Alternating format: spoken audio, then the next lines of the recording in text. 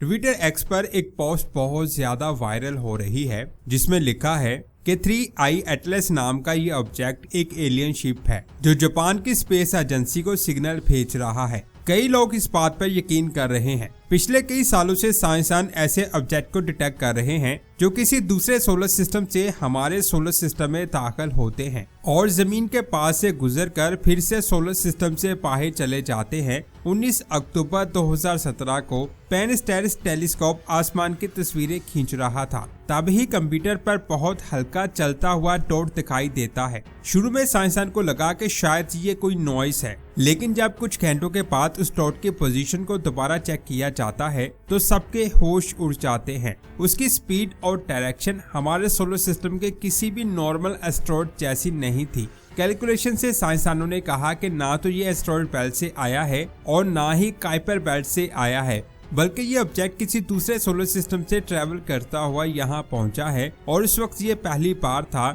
जब साइंसदान किसी ऐसे ऑब्जेक्ट को देख रहे थे जो हमारे सोलर सिस्टम का हिस्सा नहीं था। इसीलिए इसे ओमुआमुआ का नाम दिया गया। इसकी लंबाई 800 मीटर से लेकर 1000 मीटर के बीच एस्टिमेट की गई और इसकी स्पीड 87 किलोमीटर फी सेकंड मेजर की गई, यानी ये एक मिनट में 5200 किलोमीटर की दूरी तय कर रहा था। साइंसदान के मुताबिक इतनी रफ्तार किसी आम एस्ट्रॉयड के लिए हासिल करना बहुत ज्यादा मुश्किल है। इसको देखने के बाद कुछ साइंसदानों ने कहा कि शायद ये किसी टूटे हुए सियारे का टुकड़ा है जो अपने सियारे के तबाह होने के बाद खला में घूम रहा है। लेकिन कुछ साइंसदानों के मुताबिक ये एलियन का बनाया हुआ स्पेसक्राफ्ट है। सोलर सिस्टम से बाहर जाने से पहले साइंसदान इस पर एक स्पेसक्राफ्ट को भेजकर इसे स्टडी करना चाहते थे, लेकिन इसकी रफ्तार इतनी ज्यादा थी कि इस पर स्पेसक्राफ्ट को भेजना बहुत ज्यादा मुश्किल था। इस वक्त वो जमीन से 7 अरब किलोमीटर दूर सोलर सिस्टम से बाहर जा रहा है।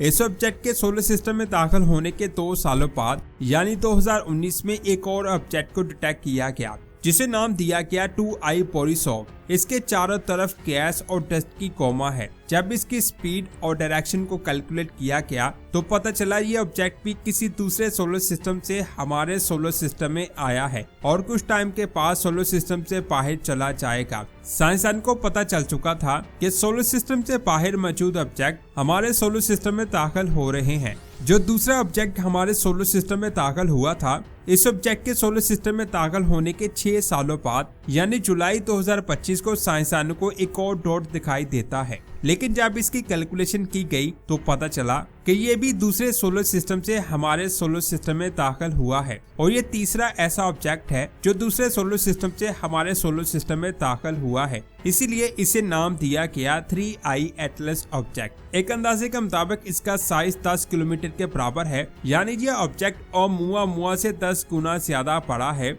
अगर इतना बड़ा ऑब्जेक्ट जमीन से टकरा जाए तो बहुत ज्यादा तबाही हो सकती है। जब ये जुपिटर के करीब पहुंचा तब इसकी रफ्तार 53 किलोमीटर फी सेकंड रिकॉर्ड की गई, जो बहुत ज्यादा तेज थी। कुछ तस्वीरों में इसके चारों तरफ हल्की सी ग्लो दिखाई देती है जिसे कोमा कहा जाता है, यानी ये एक एक्टिव आइस बॉडी जैसा बिहेव कर रहा है। साइंसदान हैरान है कि लाखों या करोड़ों सालों से ये ऑब्जेक्ट स्पेस में ट्रैवल कर रहा है और इतनी देर से ये बहुत सारी कॉस्मिक रेडिएशन के बीच से गुजरा, जिसकी वजह से इसके ऊपर मौजूद बर्फ को पिघल जाना चाहिए। लेकिन अभी भी इसके पास गैस और डस्ट को देखा जा सकता है और इसमें H2O यानी पानी के सबूत भी डिटेक्ट हो रहे हैं। ये चीज किसी रॉकेट इंजन के एग्जॉस्ट में भी बनती है, यानी लोगों के मुताबिक ये एक स्पेसशिप है जिसे ये गैस निकल रही है। इन तीनों ऑब्जेक्ट को देखते हुए यहाँ एक सवाल आता है कि ये तीनों ऑब्जेक्ट आए कहां से हैं? जब कंप्यूटर सिमुलेशन में इन तीनों ऑब्जेक्ट के पाथ को उल्टी डायरेक्शन में ट्रैक किया जाता है तो ये डायरेक्शन मिल्की वे गैलेक्सी के एक हिस्से की तरफ जाती है जिसे थिक डिस्क कहा जाता है। यहाँ पर ऐसे स्टार्स मौजूद हैं जो हमारे सूरज से भी ज्यादा पुराने हैं, तकरीबन 7 से 10 अरब साल पुराने। अब यहाँ सवाल आता है कि क्या ये ऑब्जेक्ट एलियन स्पेसशिप है या फिर कुछ और। 3i एटलस की बात करते हैं। सबसे पहले इसके ऑर्बिट की बात करते हैं। जब इसकी डायरेक्शन को नोटिस किया गया तो पता चला कि जिस डायरेक्शन में हमारे सियारे ऑर्बिट करते हैं इस ऑब्जेक्ट की डायरेक्शन उनके बिल्कुल ऑपोजिट है, जिसे रेट्रोग्रेड ऑर्बिट कहा जाता है। साइंसदान के मुताबिक ये ऑब्जेक्ट नजरों में आए बगैर सोलर सिस्टम में दाखिल हो सकता है और फिर बाहर भी निकल सकता है और इसकी स्पीड 58 किलोमीटर फी सेकंड है। जो बहुत ज्यादा तेज है। ये चीजें इस ऑब्जेक्ट को और ज्यादा मिस्टीरियस बना देती हैं कि कुछ तो है जिसकी वजह से ये ऐसे बिहेव कर रहा है। इसके अलावा इससे आने वाली रिफ्लेक्शन भी नॉर्मल आइस की तरह नहीं है, बल्कि थोड़ी स्मूथ है, जिसे देखकर लोगों का कहना है कि ये किसी पॉलिश स्ट्रक्चर जैसा लग रहा है। इन सारी बातों की वजह से लोग समझ रहे हैं कि ये एक एलियन का स्पेसशिप है। इन सारी चीजों के अलावा ये जमीन से दूर जा चुका है और अब वॉयेजर स्पेसक्राफ्ट की तरफ जा रहा है, क्योंकि जमीन से दूर जाने के बाद जब इसकी डायरेक्शन को देखा गया तो पता चला कि इसकी डायरेक्शन उसी तरफ है जिस तरफ वॉयेजर स्पेसक्राफ्ट जा रहा है।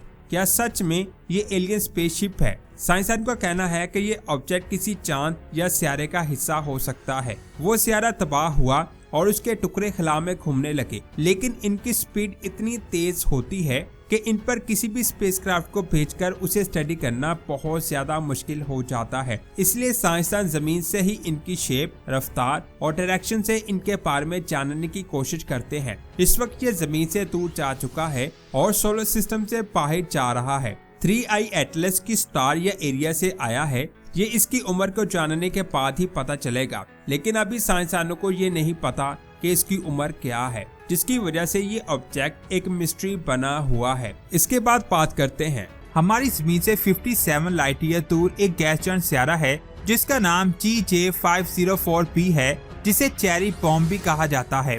ये सियारा जुपिटर की तरह येलो ब्राउन है और सैटर्न की तरह ऑरेंज है। ये एक बहुत ही यंग पिंक सियारा है।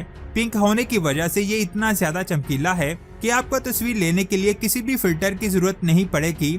इसके पास जमीन से 430 लाइट ईयर दूर एक सियारा जिसका नाम J1407b है। साइंसदान इसे मेगा सैटर्न भी कहते हैं क्योंकि इसका रिंग सैटर्न के रिंग से 200 गुना ज्यादा बड़ा है। अगर इस सियारे को हमारे सोलर सिस्टम में सूरज की जगह पर रखा जाए तो इसका रिंग मार्स तक फैल जाएगा, जो वाकई में हैरानकुन बात है। इसके बाद हमारी जमीन से 340 लाइट ईयर दूर एक ऐसा सियारा है जो 3 स्टार्स को ऑर्बिट करता है।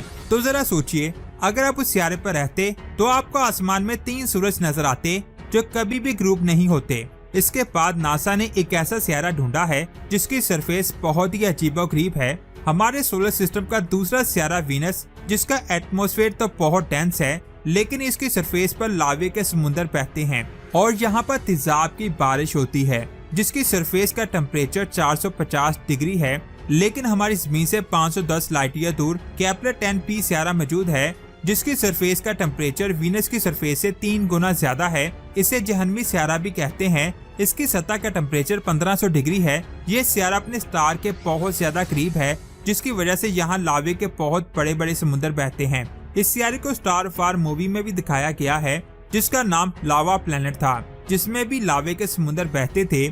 इसके पास जमीन से 30 लाइट ईयर दूर एक सियारा ग्लीस 581c मौजूद है, जो एक रेड ड्वार्फ स्टार से लॉक्ड है, यानी इसकी एक साइड अपने स्टार की तरफ ही रहती है और एक साइड अपने स्टार के दूसरी तरफ रहती है। इसकी एक साइड पर हमेशा दिन और दूसरी साइड पर हमेशा रात रहती है और ये हमारी जमीन की तरह अपने स्टार के हैबिटेबल जोन में आता है। जब आप इसकी डे वाली साइड पर लैंड करेंगे तो वहाँ पर मौजूद रेडिएशंस आपको 1 सेकंड में जलाकर राख कर देंगी, और अगर आप इसकी डार्क साइड पर लैंड करेंगे तो वहाँ मौजूद सर्दी में आपकी कुल्फी जम जाएगी, यानी इसकी एक साइड बहुत गर्म है और दूसरी साइड बहुत ठंडी है। साइंसदान का कहना है कि गर्म और ठंडी साइड के दरमियान वाले हिस्से पर पानी मौजूद हो सकता है। मिलते हैं एक और शानदार वीडियो में। अपना बहुत सारा ख्याल रखें। अल्लाह हाफिज।